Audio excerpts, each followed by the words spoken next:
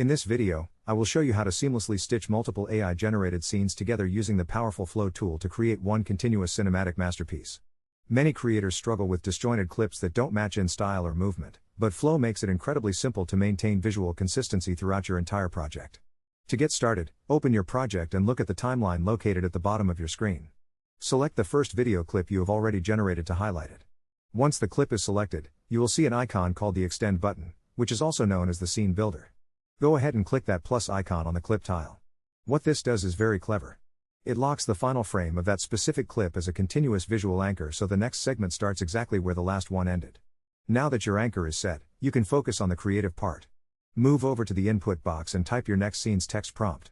You can describe a new action or a slight change in environment while keeping the overall theme.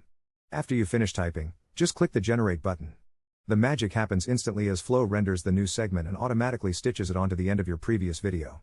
This ensures there are no harsh jumps or awkward transitions between your scenes. You can repeat this process as many times as you like to build a long story that looks professional and fluid.